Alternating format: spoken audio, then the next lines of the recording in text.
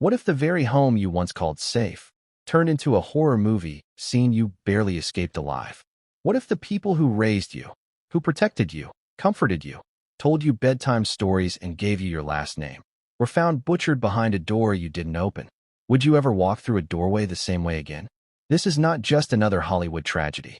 It's not just a gruesome true crime headline to be chewed and spit out in the next news cycle. This is real. This is raw. This is Romy Reiner's nightmare. Before we continue, please hit the like button, subscribe to the channel, and turn on the notification bell for updates. And for her daughter Tracy, it's the moment she realized that fate, luck, or something far darker kept her from becoming the third victim. Let's rewind. Because before the screams, the blood, and the sirens, there was a knock at the door. And behind that knock, a family secret decades in the making. One that now refuses to stay buried. A legacy built on laughter, dismantled in blood. Rob Reiner. Say the name and a flood of images comes rushing in. Archie Bunker's progressive son-in-law from All in the Family. The iconic director behind Stand By Me, The Princess Bride, A Few Good Men, and When Harry Met Sally. He wasn't just Hollywood royalty. He defined generations. He made us laugh. He made us think. And with his wife Michelle, an actress turned activist, they were the type of couple the town looked up to. Quiet, generous, deeply rooted in causes that mattered. They were the kind of people who made you believe Hollywood still had heart. But on Sunday, December 14th, inside their $13.5 million Brentwood estate, something went terribly wrong. By nightfall, both Rob, 78, and Michelle, 70, were dead. Not from illness, not from a tragic accident, but from something unimaginable. They were stabbed, multiple times, in their own home. And as Los Angeles County paramedics pulled up to the tree-lined mansion, a new detail emerged, one that would send shockwaves across the industry.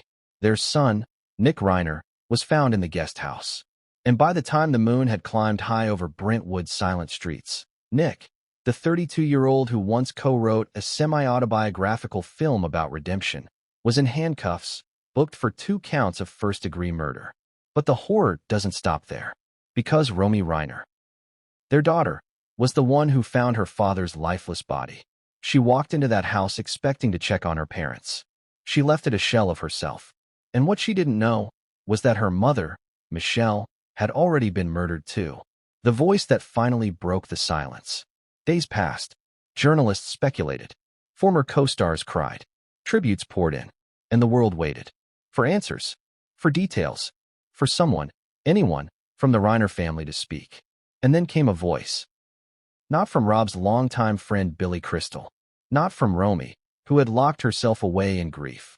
But from Tracy Reiner, the daughter of Romy, the granddaughter of Rob, the girl who had grown up visiting the Brentwood estate with wide eyes and open arms.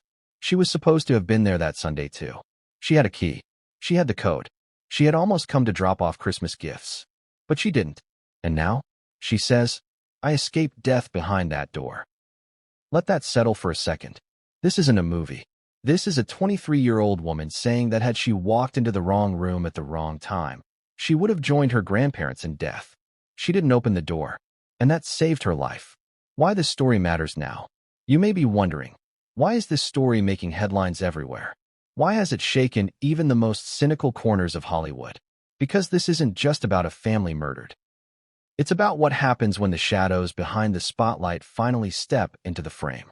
It's about addiction, mental illness, fame, secrets, regrets, family tension, and the kind of intergenerational trauma that hides behind even the most perfectly lit red carpet photos. Nick Reiner was supposed to be recovering. He was in therapy. He was living in the guest house to stay close to his parents, who'd reportedly been supporting his continued sobriety. And yet, something inside that house boiled over. Something so brutal, so explosive, so deeply buried, that it took the lives of the 2 people who had never given up on him. But here's the twist. Not everyone is convinced Nick acted alone. Some whisper about another presence in the house. A missing window frame. An unaccounted-for set of prints. Surveillance blackouts. And a Ring camera that went dark hours before the murders. Was it premeditated? Was it rage? Was there someone else? And what of the cryptic letters Romy later found in Rob's study? Or the strange guest who appeared, uninvited, at Rob and Michelle's funeral? This story matters because it isn't just about a murder. It's about the slow collapse of a legacy. It's about the family secrets that simmer until they explode. And it's about a daughter, Tracy, who stood inches from death and lived to speak the truth. One house, 3 generations, one night that changed everything. Let's step back into that house for a moment. The grand estate, the winding driveway, the guest house tucked just far enough from the main residence to feel distant, yet close enough to hear everything. Now imagine walking through that front door. You expect warmth, laughter, your grandparents drinking tea in the living room, maybe a whiff of your grandmother's rose perfume. Instead, silence, a door ajar, a shadow on the floor, and then the scream. When Romy discovered Rob's body, she didn't realize she was walking through a crime scene that was still unfolding. She had no idea that Michelle lay only a room away, already gone. And as she fled the house in horror, Tracy later admitted she had been minutes from arriving herself. I was supposed to be there too. If I had opened that door, I wouldn't be talking to you today. She wasn't being dramatic. She was being honest. The curiosity gap. What aren't we being told? There's something strange about the way details of this case are emerging. It's slow, incomplete, carefully worded. Sources close to the investigation keep feeding crumbs. But those crumbs? They're not lining up. Here's what we know. Nick was arrested at the scene, but not covered in blood. The coroner's report indicated that the murder weapon had not yet been found. A neighbor claims they saw someone else leaving the property that night. The house's interior cameras stopped recording exactly at 7:42 p.m. Coincidence? Or something far more calculated? And why did Rob, weeks before the murders, tell a close friend, "I've started locking my study again"? Just a feeling. There's a reason Tracy is speaking out now. There's a reason she's using the phrase, escape death. She knows something. She felt something. And now, she's ready to say what the rest of the family won't. A cliffhanger that changes everything. This story will shake you, twist you, break your heart. You'll meet the neighbors who heard screams, but said nothing. You'll hear what Nick Reiner whispered to a paramedic while being arrested, a line so cold it made the officer stop writing. You'll uncover the eerie letter Romy found in Rob's drawer, one addressed to whom it may concern if something happens to me. And most of all, you'll walk with Tracy. Through that house, through that hallway, through the door she didn't open. Because behind that door was her fate, and she's just begun to tell the world what she saw in that moment. But what came next would change everything, and no one saw it coming. What does a perfect Sunday even look like anymore? For most of us, it's a lazy morning. Coffee, maybe the newspaper, a walk, something warm on the stove. No urgency, no fear, no blood.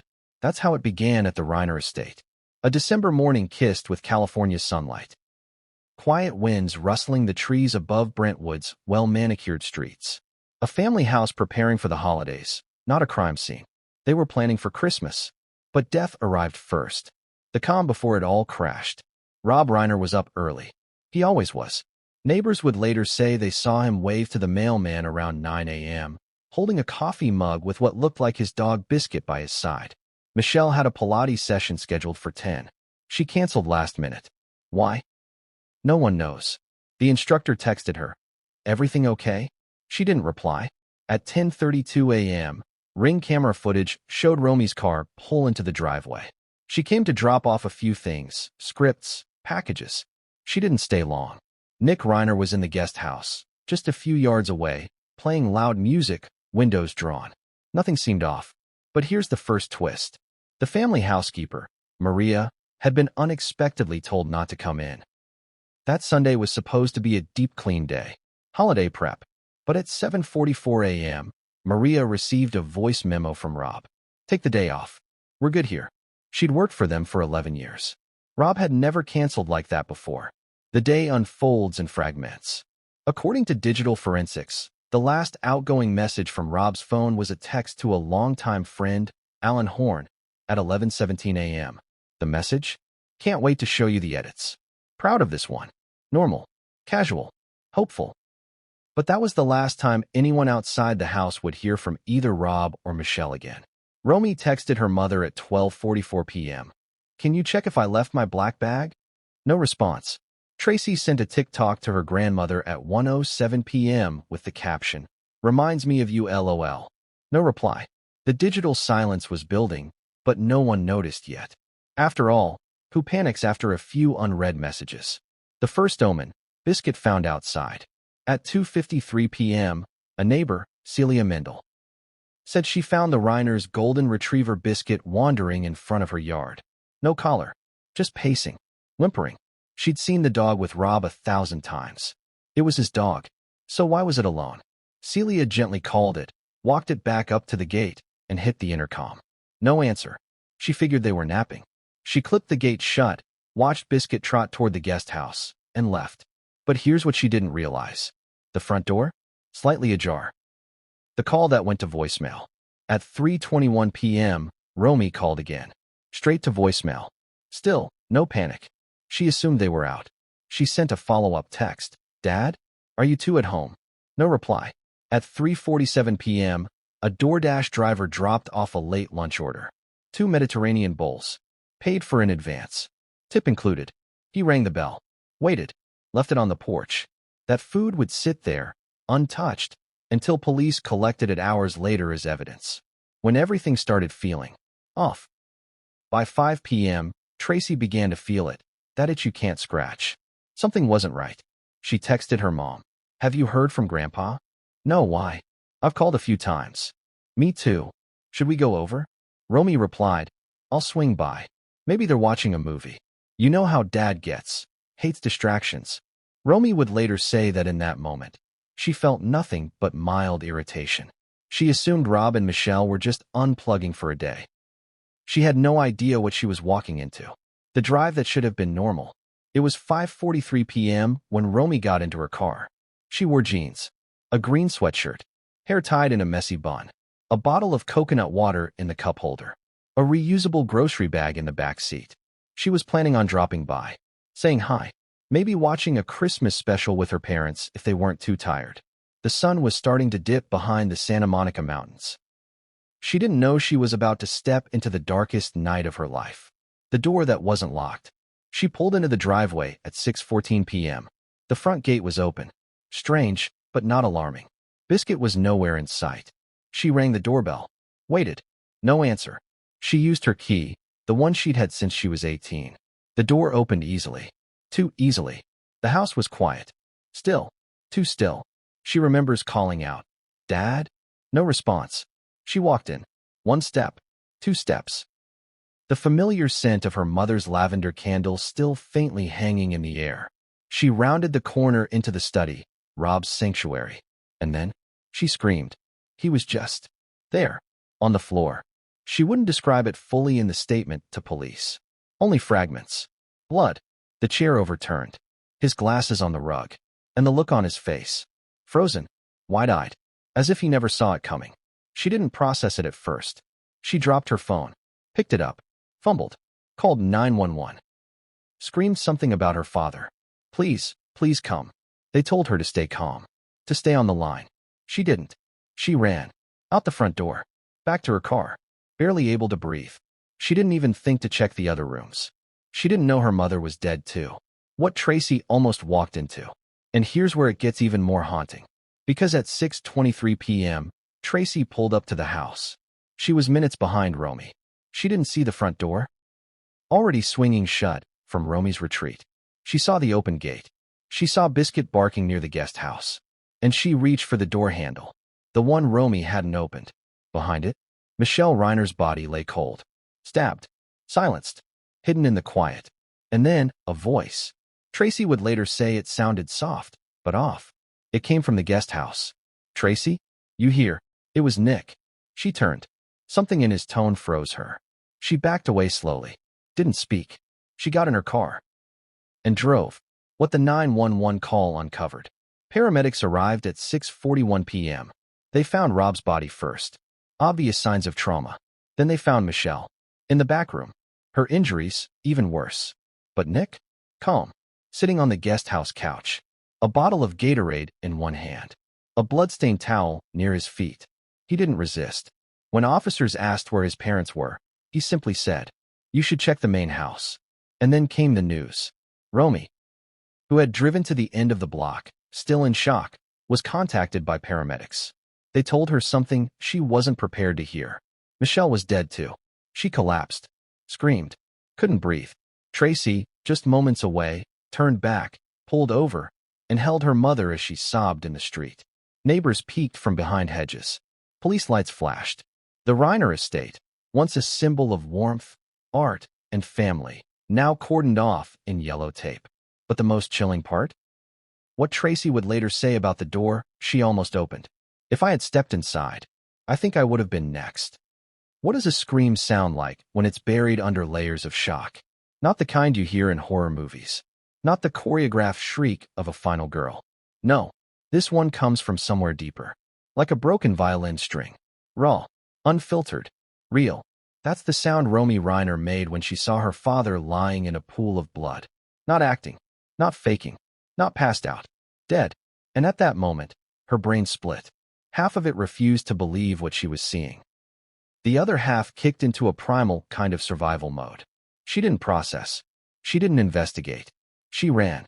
And because she ran, she lived. A door that should have stayed closed. The thing about trauma is that your memory becomes a fog. Moments stretch. Time collapses. Things feel both slow motion and lightning fast. Romy later told a family friend, "I didn't even see the blood at first. I saw the stillness. Dad wasn't supposed to be still. It wasn't just the stillness. It was the position. Rob was collapsed sideways near his writing desk. One arm twisted under him. His favorite mug, Director Dad, shattered beside him. The first thing she thought was, stroke? Heart attack? Then she saw it. The chest wound. Then a second. Then the blood, already drying around the edges. That's when her body screamed before her mouth did. She turned, bolted, nearly slipped on the hardwood. And just feet away, in a room she didn't check. Her mother lay still, behind a closed door. Mom. She didn't say the word out loud. She didn't call for Michelle. Her mind hadn't caught up to the possibility that both of her parents could be gone. It was too much. She grabbed her phone, fumbled, dialed 911. But she didn't wait for the full conversation. She panicked, hung up, dialed again, then screamed into the line. I think my dad is dead. There's blood. Please come. I'm at my parents' house. Please hurry."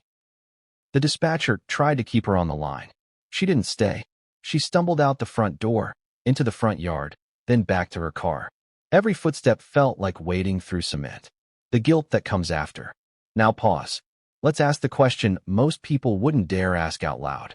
Why didn't Romy check the rest of the house? She was already inside. She had grown up there. She knew the layout like the back of her hand. Why didn't she look for her mom? The answer is both simple and unbearable. Because she couldn't. Her brain, numbed by grief and adrenaline, was working only in fragments. Fight or flight. And flight won. And maybe something in her gut told her she couldn't handle more. And that instinct might have saved her from seeing something even worse. But that choice, that decision to run, it haunts her to this day. I left her. I didn't know she was there. But I left her. The last normal conversation. 2 nights before the murders, Romy had dinner with her parents. It was casual. Pasta, wine, laughs. Rob talked about a new writing project. Michelle showed her photos of a charity gala. Nick wasn't mentioned much, but Romy remembered Michelle saying, "He's been quiet lately," which is either good or terrifying. That line stuck, because it wasn't said with humor. It was said with dread. The odd energy that morning. Romy had swung by the house briefly around 10:30 a.m. on the day of the murders. She brought a few packages and a USB with some files for Rob. She didn't stay long. But here's what she did remember. Nick didn't come out. He usually popped his head in, cracked a joke, or asked for snacks. Not that morning. The house was quiet. Too quiet. Romy felt it then. A heaviness in the air. Like the house itself was holding its breath. She brushed it off. Now, she wishes she hadn't. The car ride after the discovery. After fleeing the house, Romy drove. Not to a friend.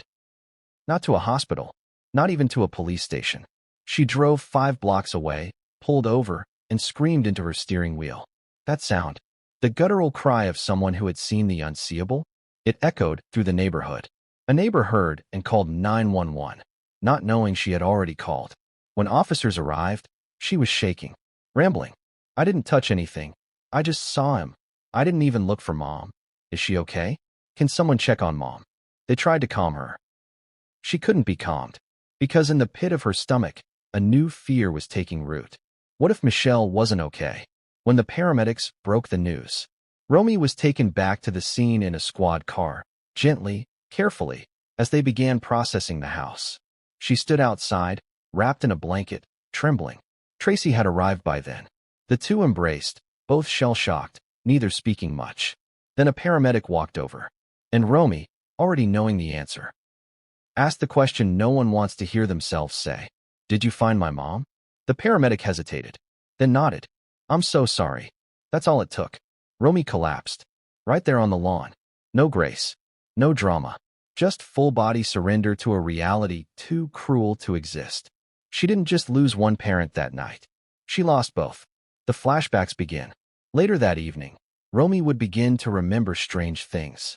Details that didn't make sense at the time, but now felt sinister.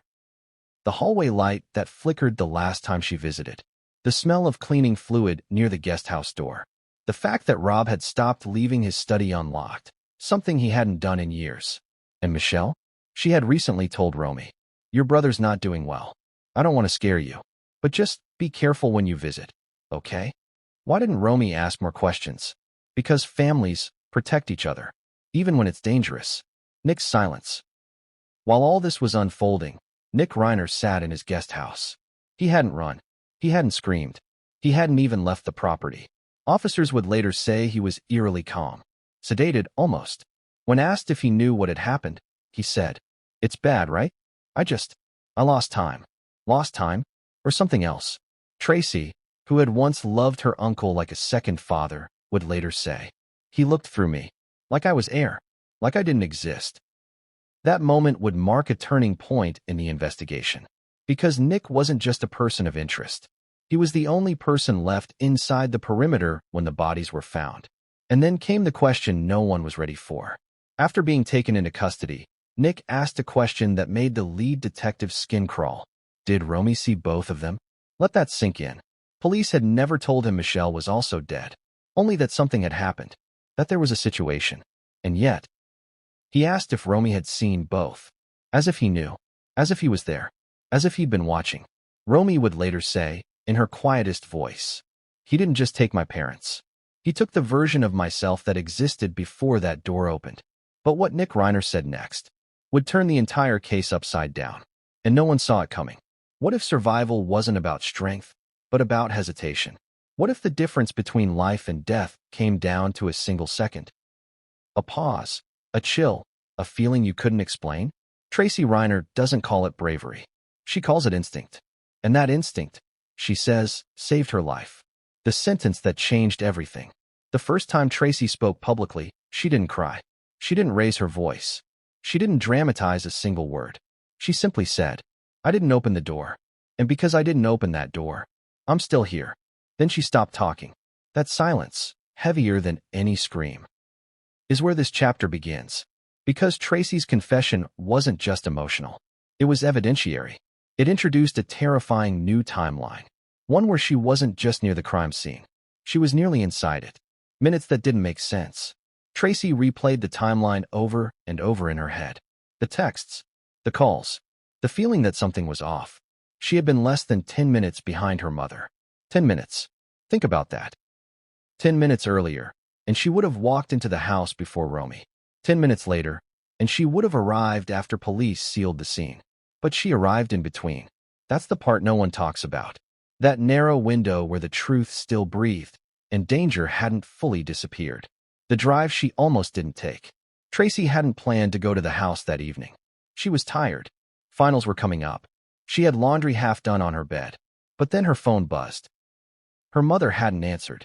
Her grandmother hadn't replied. And the quiet grew loud. So she grabbed her keys. Not with panic. With purpose. "I just wanted to check," she said later. "I didn't think. I didn't imagine." She never finished that sentence. Because how could she? The gate was open. The first thing she noticed wasn't the house. It was the gate. Wide open. Unlocked. That gate was always closed. Always. She slowed her car. Pulled in cautiously. Parked near the front instead of the side like she usually did. She saw Biscuit. The dog was pacing. Whining. Ears flat. Animals know. Tracy got out of the car and called his name. He didn't come. The silence that screamed. No music. No TV. No voices. The house looked normal. Lights on. Curtains open. And yet, something was wrong. Her chest tightened. Her hand hovered near the door handle. That's when she heard it. A sound. Not loud. Not sharp. Just movement. From inside. The voice that stopped her cold. She froze when she heard her uncle. Tracy. It wasn't angry. It wasn't panicked. It was calm. Too calm. And something about the way he said her name didn't sit right. She didn't answer. She didn't step forward. She stepped back. Later, she would say this. It felt like the house exhaled when I moved away. The door she didn't open. There was a door just to the left of the entryway. Closed. That door led to the room where Michelle Reiner lay. Tracy didn't know that at the time, but her body did. Her skin prickled. Her stomach dropped. She had this sudden, overwhelming urge to leave. No logic. No explanation. Just danger. She turned around, walked back to her car, and drove away. The call that confirmed her fear. Her phone rang before she reached the end of the street. It was her mother. Romy was screaming. Words collided. Didn't make sense. Dad, blood police. I didn't know about Mom. Tracy pulled over. Her hands shook so badly she dropped the phone. She felt sick. The realization crashed over her in waves. She had been there. Someone had been inside. And if she had opened that door, survivor's guilt comes fast. Tracy didn't sleep that night. Or the next. She kept seeing the door. The handle. The space behind it. She thought about how casually she almost opened it. How routine it would have been. How ordinary. And how final. Why me? She kept asking. Why did she live when her grandparents didn't? Why did she hesitate when her mother didn't? There's no good answer to that question. Only consequences. The detail that made investigators listen. At first, police treated Tracy as a grieving family member. Then she told them something that changed everything. She told them about the voice, the timing, and the fact that Nick was already present, calm, before police arrived. That contradicted his initial statement. He claimed he hadn't seen anyone, hadn't heard anything, had been resting. So why was he calling Tracy by name? Why was he positioned close enough to speak to her, but far enough not to be seen? That detail reopened the timeline. Suddenly, Nick wasn't just present after the fact. He was active during it. The fear that still follows her. Tracy doesn't go to sleep easily anymore. She checks doors. Twice. 3 times. She avoids hallways at night. She doesn't like closed rooms. Because once, a closed room held death. And an open one nearly claimed her too. She told a friend. People say I'm lucky. But sometimes it doesn't feel like luck. It feels like I left something behind in that house. Maybe she did. Maybe all survivors do. The question that won't go away. Here's the part that haunts investigators. If Tracy arrived while Nick was still mobile, if he spoke to her, if Romy had just fled, then the house wasn't secure. The threat wasn't over. Which means one thing. There was a moment, brief but real, where 3 people could have died that night. And only 2 did. Why? Because of a door that stayed closed. And a girl who listened to a feeling she couldn't explain. And then Tracy said something else. Something she hadn't told anyone before. Something she kept to herself for weeks. She said that as she backed away from the house, she thought she heard something behind her. Not footsteps. Not words. Breathing. Close. Too close. And when she turned, nothing. Just the house. Waiting. But the truth Tracy revealed next, about what she later learned was found behind that door, would make even seasoned detectives go silent. And once it came out, there was no going back. What happens when the person you tried hardest to save becomes the one who tears everything apart? That's the question Romy kept asking herself. That's the nightmare Tracy can't shake. And that's the tragedy the entire Reiner family was forced to confront, one that had been quietly building for years. Because long before the blood, the headlines, and the handcuffs, there was Nick Reiner, the son, the addict, the prodigal child, and perhaps the warning no one wanted to believe. A Hollywood childhood with shadows. Nicholas Reiner was born into fame. Not the good kind of fame, the heavy kind. The kind that stares at you through cameras and whispers behind your back. His father was Rob Reiner, beloved actor, powerhouse director, Hollywood royalty. His mother Michelle was grounded, graceful, constantly giving to social justice causes. And Nick? He was the Reiner who didn't fit the mold. Not because he didn't want to, but because he couldn't. As a child, he was bright. Eerily so. His teacher said he asked questions no 10-year-old should. But with that brilliance came darkness, mood swings, anger, silence, and eventually escape. The descent begins. Nick started experimenting with pills when he was just 15. By 17, he had cycled through 2 rehab programs. By 19, he'd overdosed. More than once. Rob tried everything. Private clinics, renowned therapists, nature retreats, tough love. But addiction has a cruel sense of timing. Just when you think it's gone, it smiles and comes back harder. Nick's 20s were a blur of hospitalizations and disappearances. He was brilliant when sober. He was terrifying when he wasn't. Michelle often said, "He's drowning and pretending to swim." Being Charlie, a glimmer of redemption. In 2015, Rob and Nick co-wrote a film, Being Charlie. It was deeply personal, raw, honest. It followed a young man, Charlie, trying to escape rehab, addiction, and the shadow of his powerful father. Sound familiar? Because it was real. This was Nick's life, thinly veiled by fiction. Rob said in interviews that the film was cathartic, that it helped them reconnect. And for a moment, it seemed like Nick had turned a corner. He was sober. He was writing. He was speaking at recovery events. People started to believe in him again, including his family. The relapse no one wanted to see. But addiction doesn't read redemption arcs. Behind the scenes, Nick was slipping. Not dramatically, quietly. Late nights, missed calls, slurred voicemails. He told Romy he was fine, told Tracy he was meditating, told Rob he was just tired. But Michelle knew. Mothers always do. She saw the signs, the twitch, the excuses, the shadow in his eyes. And Rob? He didn't want to believe it. Not after everything. Not after being Charlie. So he gave Nick one last chance. The guest house agreement. In early 2024, the Reiners made a decision. Nick would move into the guest house at their Brentwood estate. He'd have independence, but they'd be close enough to check in. They installed cameras around the property. For security, they said. They stocked the guest house with food, art supplies, therapy books. Nick promised he'd attend meetings. He promised he'd check in. He promised he was clean. And for a while, things seemed okay. The red flags no one reported. But there were signs. Tracy remembered walking past the guest house and hearing loud arguments, with no one else inside. Romy said she once found scribbled notes in the mailbox, pages torn from books, words underlined, phrases like, "They see everything and can't trust blood." Michelle started locking her bedroom door. Rob began keeping his office drawer locked, something he hadn't done in 20 years. And then there was the dog. Biscuit stopped going near the guest house. Animals always know. The breaking point. In late November 2025, Nick had an episode. He was found pacing the driveway at 3 a.m., shirtless, muttering to himself. When Rob approached, Nick screamed, "Why do you keep watching me?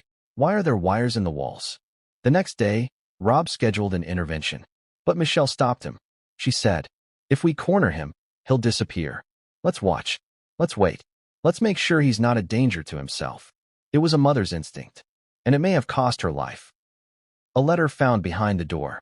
Now we return to that room. The one Romy didn't open. The one Tracy nearly did.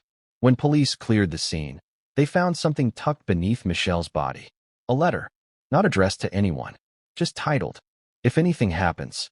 In it, Michelle wrote, "I love my son, but I am scared of him. He talks to voices that don't exist. He paces at night with a knife. Rob says it's stress. I think it's something else." And the last line? "I fear he's planning something." Nick's mental spiral. During police interrogation, Nick said many things. Most of them made no sense. He rambled about visions, about protecting the family from invaders, about a voice in his head named Charlie. Yes, Charlie, the same name as the fictional character he once wrote. Only now, Charlie wasn't fiction. Charlie, he said, was in control. Detectives looked at each other, silent. This wasn't just a murder investigation. It was unraveling into something deeper, something unhinged. From recovery to ruin. Nick Reiner, the son they tried to save, the voice they once raised in applause, had become something else. He wasn't just the failed redemption arc. He was the embodiment of what happens when untreated illness meets unchecked privilege. A tragedy, a warning, and a reality far too many families in silence endure. Romy later said, "He didn't just fall off the wagon. He burned the wagon down and blamed us for building it. But was he alone? Here's where it gets worse. Because after his arrest, police checked surveillance footage. And something didn't add up. At 7:41 p.m., 30 minutes before Romy's arrival, the front porch camera froze. At the exact same moment, the guest house camera flashed white, like a signal jam. And on a third camera, one partially hidden by ivy, a blurred figure was seen near the garage. Too tall to be Nick. Too fast. Gone in seconds. Which led detectives to ask, was Nick Reiner acting alone that night? Or was there someone else inside that house? Watching, waiting, helping? The main house told one story. The guest house told another. And the story inside the guest house, it was darker, stranger, and far more disturbing than anyone expected. It was where Nick lived, where he claimed to be recovering, where he promised his parents he was rebuilding. But when investigators finally stepped inside, what they found painted a completely different picture. From sanctuary to scene. At first glance, the guest house looked normal. A couch, a small kitchen, a TV, bookshelves. But it was the details that screamed. The half-melted candles, the sticky notes plastered across the walls, the mattress on the floor, slashed open, a black notebook covered in duct tape, and a single phrase scrawled repeatedly on a bathroom mirror in red marker. Charlie sees all. That was just the beginning. The diaries. Nick kept journals. Dozens. Stacked in boxes. Hidden under floorboards. Wedged between books with fake dust jackets. Detectives counted 32 in total. Some were written in neat, perfect print. Others were manic. All caps. Scribbled over multiple times like a person trying to overwrite their own thoughts. What did they say? That's where things got terrifying. The first entry, the earliest dated entry, from February 2024, read, "They're watching me again. Mom pretends not to notice. But I hear them whispering in the hallway when I sleep." That alone could have been dismissed as paranoia. But the next entries escalated. "Dad thinks I'm broken. Keeps saying I need to get help. But I know what he means. He wants to get rid of me. Charlie says I don't have to take it anymore. Charlie says there's a way out." Charlie. Again. Not a name. A voice. A presence. An alter ego. Or something Nick believed was real. The plans. One of the most recent diaries, dated just 2 weeks before the murders, included chilling sketches. Drawings of the main house. Floor plans. Escape routes. A list titled, "If they make a move. Lock study door. Cut camera wire. Hide gloves. Use silence." Silence. The word was underlined 4 times. In another entry, "If I go through with it, I won't be alone. Charlie said we'll be together. Finally, all 3 of us." 3. Who was the third? Rob. Michelle. And the hidden camera. Behind one of Nick's bookshelves, police found a small surveillance monitor. Connected to what? A mini camera, disguised as a decorative button in the kitchen hallway of the main house. Rob and Michelle had no idea they were being watched. The feed didn't record.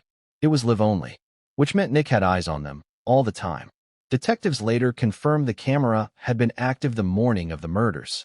And then it went black. At exactly 7:42 p.m., the same time the porch camera froze. Audio tapes in the closet. Next came the audio cassettes. 23 of them. Labeled not by date, but by emotion. Anger 1. Fear 2. Obey. Break. When officers played the first one, they heard only static for a minute. Then a voice. Nick's voice. Arguing with someone. But no one else responded. Just Nick, yelling. Then Nick, whispering. Then silence. And then another voice. Faint. Unclear. Male. Slightly higher pitched. Some say it sounded eerily like Nick again, but off. Altered. Split. As if Charlie wasn't imaginary. As if Charlie existed. The letters to Romy. In the back of a dresser drawer, police found 4 letters, all addressed to Romy. But they were never sent. They read like apologies wrapped in threats. "I know you always looked at me like I was one mistake away. But I watched you too, Rom. I saw how you laughed when I wasn't invited. Tell Tracy she should have knocked that day. I had something ready for her. It would have brought us all together again. Mom and Dad weren't trying to help. They were planning to put me away. Again." And the last line? "I made my choice before they did." Fingerprints that didn't match. But here's where it all turned. Among the journals and tapes, police found a broken glass near the guest house entry. Dusty. Unwashed. But smudged. When they tested it for prints, They expected only Nick's. But there was another. Unknown. Unmatched in the system. A partial print, but enough to raise alarm. Someone else had been in the guest house.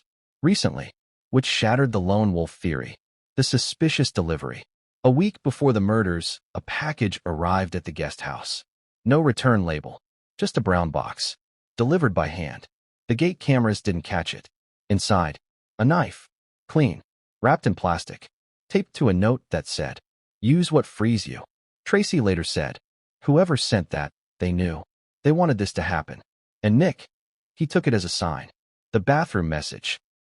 In the bathroom mirror, there was a second phrase, faint, almost wiped off. "You'll thank me later." Who wrote it? Nick denied it. But no one else had access. Or did they? Because fingerprints on the marker didn't match Nick's either. Which means someone else was writing messages in that house. Someone guiding him. A terrifying theory emerges. Detectives proposed a new angle. That Nick, unstable, paranoid, breaking down, was not acting alone. That someone had been feeding his delusions, playing on his addiction, stoking his fear. Someone who either entered the house that night or simply opened a door inside Nick's mind. Romy later whispered to her therapist, "Maybe the real question isn't who killed my parents. It's who made Nick believe he had to." But the true horror was yet to come. Because when investigators pulled Nick's last written journal from a hidden vent, they found a phrase repeated 27 times in jagged ink. She was next, but she hesitated. What do you do when you sense danger in the place you call home? Do you dismiss it, chalk it up to nerves, stress, paranoia? Or do you trust your gut? Even if it means suspecting your own child? Rob and Michelle Reiner had spent decades crafting a life of compassion, creativity, and legacy. But in the final hours of their lives, everything they'd built, their love, their trust, their instincts, collided with one horrifying truth. They weren't safe. Not from a stranger, not from an intruder, but from someone they loved. 9 a.m., the morning routine. The Sunday of their murder began like any other. Michelle woke first. Always did. She put the kettle on, fed Biscuit, took her vitamins. Rob wandered in around 9:20, hair disheveled, in his favorite navy robe. He kissed her on the cheek. "Morning, doll," he said, as he did every morning for 40 years. They read the papers, talked about the upcoming holidays. Their granddaughter Tracy had promised to drop by sometime that week. Romy was planning Christmas Eve dinner. Rob mentioned wanting to show Alan Horn his new project. Michelle smiled, but her eyes were heavy. She hadn't slept much the night before. She didn't say why. 10:30 a.m., Romy's visit. Romy swung by to deliver scripts and a USB for Rob. She wasn't planning to stay long, just a quick hello. She found her parents in good spirits, though Michelle seemed distracted. Romy hugged her father, handed over the files. Rob joked about rewriting an old scene from A Few Good Men, saying, "I still think Nicholson ad-libbed that line. I'll die on that hill." Michelle chuckled, but her hands trembled slightly. Romy noticed, asked if she was okay. Michelle brushed it off. "I'm just tired. That's all." 11 a.m., the unspoken tension. After Romy left, Michelle stood by the window, watching the path between the main house and the guest house. Nick hadn't emerged yet. Not that day. Not the day before. Rob joined her, coffee in hand. "You think he's okay?" Michelle didn't answer right away. Then, "I don't know anymore." They stood there for a full minute. Silent. Staring. A storm brewing quietly inside a sunlit mansion. 12 p.m., lunch never made. Michelle was chopping vegetables for a late lunch when the knife slipped and nicked her finger. Not deep. Just enough to draw blood. She didn't flinch. Didn't curse. She just stared at it. Rob wrapped her finger. Kissed her hand. Still the most beautiful hands in Hollywood. Michelle forced a smile. "You don't have to pretend, Rob. I'm scared." He looked at her. Really looked. "What happened?" She hesitated. "I found one of his notebooks. I didn't read all of it. But there was something in there. A list. With our names." Rob's smile faded. "You should have told me sooner. I didn't want to believe it." 1:30 p.m., the unanswered call. Michelle called her sister. No answer. She left a voicemail. Said she wanted to talk about something important. She never specified what. Investigators would later listen to that message a dozen times, analyzing her tone.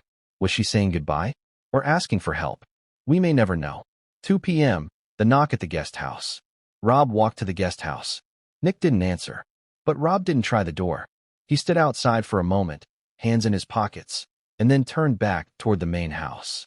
Surveillance captured it. What it didn't capture: the faint movement in the guest house curtain. Someone was watching. 3 p.m., Michelle's final entry. Michelle often journaled. Nothing dramatic, just daily reflections. But the last entry found on her bedside notepad read, "The house feels different today. I don't like the quiet. I think something's coming." That's all she wrote. No signature. No timestamp.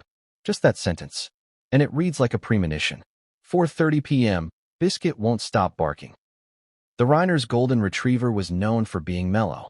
But around 4:30, Biscuit began barking uncontrollably at the hallway between the kitchen and the back door. Michelle tried to calm him down. Rob checked the cameras. Nothing unusual. Except, the hallway camera had stopped working. No error message. Just black.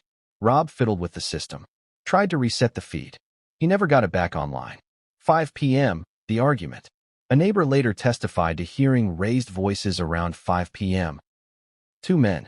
Not screaming, but tense. Sharp. One voice was Rob's. The other? Unclear. Some believe it was Nick. Others say it didn't sound like him. The words weren't captured. But the tone? Aggressive. Minutes later, the house went silent again. 6 p.m., the last messages. Rob texted Alan Horn. "Can't wait to show you the edits. Really proud of this one." Michelle sent Romy a heart emoji. Neither message was answered before the murders occurred, and they were never followed by another. 6:15 p.m. The moment everything changed. Detectives estimate that between 6:15 and 6:20 p.m., the first attack occurred. Michelle was in the kitchen. There were signs of struggle, a shattered bowl, blood near the island, a broken nail. She likely ran to the guest bedroom, trying to escape. She didn't make it. Rob was found in the study. His glasses broken. His mug, a gift from Romy, shattered beside him. He didn't have defensive wounds, which means he likely never saw it coming. 6:41 p.m. Police arrive. By the time officers and paramedics arrived, the house was drenched in silence. Rob and Michelle were gone. Biscuit was found curled up near the porch, whimpering. Nick? In the guest house. Sitting. Waiting. The final hours in review. 2 legends of film. 2 hearts of gold. 1 fractured family. And 1 final, unbearable truth. They saw it coming. Maybe not the moment. But the storm. The signs. The shift in Nick's eyes. The silence before the scream. And yet, they stayed. Because love convinces us we can fix the broken. But sometimes, love isn't enough. But what the coroner found during the autopsy, what was left in both of their hands, would raise chilling questions about what really happened in those final moments, and what Rob might have tried to do before he died. When someone dies violently, the body doesn't just tell a story. It screams one. The coroner's report wasn't supposed to be public. But leaks happen. And what leaked from the L.A. County Medical Examiner's Office didn't just add detail. It cracked the case wide open. Because in the hands of both Rob and Michelle Reiner were secrets, clues, final messages, evidence that suggested that what happened inside the Brentwood estate that night wasn't random. And one paramedic, the first to respond, said what he saw still keeps him up at night. The discovery that changed the timeline. Let's start with Rob. His body was found face down near his desk in the study. But during the autopsy, coroners discovered something unusual in his right palm. Fibers. Not clothing. Not carpet. Wire. Thin. Coated. Almost invisible to the naked eye. Traced back to the security system. That's right. In his final moments, Rob Reiner was likely trying to repair or interact with the very surveillance system that had gone offline. But why? What was he trying to catch? Or more terrifying, who? Michelle's clenched hand. Michelle's left hand was closed tightly. In it, a tiny gold cross, one she hadn't worn in years. A paramedic tried to remove it, but her grip was stiff, locked, almost intentional. The necklace had a chain with one broken link. Was she wearing it? Had she grabbed it in fear? Or had someone, perhaps Nick, try to take it from her? The chain was bent in a way that suggested struggle. But the cross itself? Pristine. A symbol of faith, of protection, of final defiance. The blood pattern anomaly. Forensics found something else. Both Rob and Michelle's blood patterns showed smear marks, inconsistent with passive bleeding. What does that mean? It means someone moved them. Specifically, Rob's left arm had been repositioned, and Michelle's body had been partially dragged, but not by a professional. No gloves. Smears instead of lifts. Nick? Maybe. But why would he move them? Unless he wanted to stage something, or cover something up, or worse, make a point. The paramedic who broke protocol. Jason Elridge had been an EMT for 12 years. He'd seen it all. Car crashes, shootings, overdoses. But when he walked into the Reiner estate that night, he said it felt different. Like the house itself didn't want us there, he recalled. Creepy? Maybe. But Jason's next statement sent shivers down the backs of the responding officers. Because when he approached Michelle's body, he noticed something on her face. A faint trace of lipstick. But Michelle wasn't wearing any that day. Romy confirmed it later. She hadn't worn makeup in weeks. So where did the lipstick come from? A smudge that shouldn't exist. It wasn't on her lips. It was on her cheek. A kiss. But not a loving one. The smudge pattern, upward, smearing toward the temple, suggested it was forced. Applied after she was already down. Jason didn't say it aloud at the time, but he wrote it in his personal log. Someone kissed her after she died. And it wasn't out of affection. Who would do that? And more importantly, why? Nick's behavior during transport. After being detained at the scene, Nick Reiner was placed in the back of an ambulance. Standard protocol before jail processing, given the traumatic nature of the event. He didn't ask about his parents. He didn't ask where he was going. He asked the paramedic a single, bone-chilling question. Did she see me do it? The EMT paused. Who? Nick's eyes glazed. My mother. Then he laughed. Just once. Quiet. Choked. Like an inside joke only he understood. A second voice. Another EMT, Catherine Doss, later testified that while Nick was being transferred, she heard him mumbling. At first she thought he was praying. But when she leaned in, she realized he was arguing. Not with the medics. With someone not there? No. Charlie, shut up. They can hear us. Then moments later. I told you this wouldn't fix it. You said she'd understand. Catherine stepped back. Because for a moment, Nick's entire face changed. He looked different. Like he wasn't the one speaking. Like someone else had taken over. The bruise no one could explain. During Rob's autopsy, a small bruise was discovered near the base of his skull. Not from the stabbing. Not from the fall. A blunt, focused impact. Almost like a baton or the butt of a flashlight. It was likely the first blow. Which means Rob didn't see the attack coming. He was hit from behind. He was ambushed. And here's where it gets more twisted. The angle of the wound suggested the attacker was taller than Rob, not Nick's height. Which reopened the theory of a second person. The shadow witness. One of the Reiner's security cameras, the one outside the kitchen window, did something strange the night of the murders. It recorded for 3 seconds. A flash. A blur. A figure. Moving quickly along the back patio. The footage was grainy, but analysts estimated the figure to be 6 feet 2 inches. Nick Reiner is 5 feet 9 inches. So who, or what, did that camera catch? Was it just a glitch? Or proof that Nick wasn't alone? The broken watch. Michelle's watch was found 14 feet from her body. Face shattered. Band twisted. Stuck at 6:17 p.m. If correct, it may have captured the exact moment of her fall, or the impact that broke it. Which aligns with Romy's arrival just before 6:30. Meaning, the murders likely occurred between 6:10 and 6:20 p.m. But here's the strange part. The guest house camera log, supposedly offline, showed activity at 6:05 and 6:21. Someone entered. Someone exited. Both times, the log noted only one word. Manual. Which means, someone physically shut off the feed. Twice. Jason Elridge's final observation. Before leaving the scene, Jason walked past the guest house to grab supplies from his rig. As he turned, he caught a glimpse of Nick through the rear ambulance window. Staring. Smiling. But not at Jason. At the main house. As if watching a memory play on loop. Jason would later say, that smile wasn't grief. It wasn't pride. It was something worse. Satisfaction. But what the police found next, behind a loose panel in the guest house wall, would not only confirm Jason's instincts. It would raise horrifying new questions about how long Nick had been planning this. And who had been helping him. What does a scream sound like when it's buried under layers of shock? Not the kind you hear in horror movies. Not the choreographed shriek of a final girl. No, this one comes from somewhere deeper. like a broken violin string. Raw, unfiltered, real. That's the sound Romy Reiner made when she saw her father lying in a pool of blood. Not acting, not faking, not passed out, dead. And at that moment, her brain split. Half of it refused to believe what she was seeing. The other half kicked into a primal kind of survival mode. She didn't process. She didn't investigate. She ran. And because she ran, she lived. A door that should have stayed closed. The thing about trauma is that your memory becomes a fog. Moments stretch. Time collapses. Things feel both slow motion and lightning fast. Romy later told a family friend, "I didn't even see the blood at first. I saw the stillness.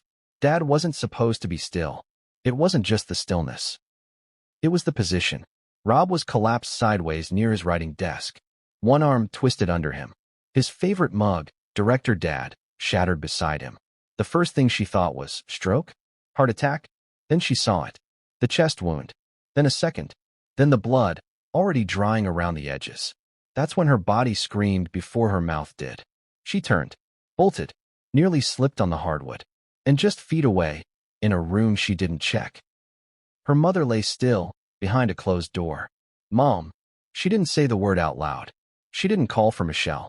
Her mind hadn't caught up to the possibility that both of her parents could be gone. It was too much. She grabbed her phone, fumbled, dialed 911. But she didn't wait for the full conversation. She panicked, hung up, dialed again, then screamed into the line. I think my dad is dead. There's blood. Please come. I'm at my parents' house. Please hurry." The dispatcher tried to keep her on the line. She didn't stay. She stumbled out the front door, into the front yard, then back to her car. Every footstep felt like wading through cement. The guilt that comes after. Now pause. Let's ask the question most people wouldn't dare ask out loud. Why didn't Romy check the rest of the house? She was already inside. She had grown up there. She knew the layout like the back of her hand. Why didn't she look for her mom? The answer is both simple and unbearable. Because she couldn't. Her brain, numbed by grief and adrenaline, was working only in fragments. Fight or flight. And flight won. And maybe something in her gut told her she couldn't handle more. And that instinct might have saved her from seeing something even worse. But that choice, that decision to run, it haunts her to this day. I left her. I didn't know she was there. But I left her. The last normal conversation. 2 nights before the murders, Romy had dinner with her parents. It was casual. Pasta, wine, laughs. Rob talked about a new writing project. Michelle showed her photos of a charity gala. Nick wasn't mentioned much, but Romy remembered Michelle saying, "He's been quiet lately," which is either good or terrifying. That line stuck, because it wasn't said with humor. It was said with dread. The odd energy that morning. Romy had swung by the house briefly around 10:30 a.m. on the day of the murders. She brought a few packages and a USB with some files for Rob. She didn't stay long. But here's what she did remember. Nick didn't come out. He usually popped his head in, cracked a joke, or asked for snacks. Not that morning. The house was quiet. Too quiet. Romy felt it then. A heaviness in the air. Like the house itself was holding its breath. She brushed it off. Now, she wishes she hadn't. The car ride after the discovery. After fleeing the house, Romy drove. Not to a friend. Not to a hospital. Not even to a police station. She drove 5 blocks away, pulled over, and screamed into her steering wheel. That sound. The guttural cry of someone who had seen the unseeable. It echoed through the neighborhood. A neighbor heard and called 911, not knowing she had already called. When officers arrived, she was shaking, rambling. "I didn't touch anything. I just saw him. I didn't even look for Mom. Is she okay? Can someone check on Mom?" They tried to calm her.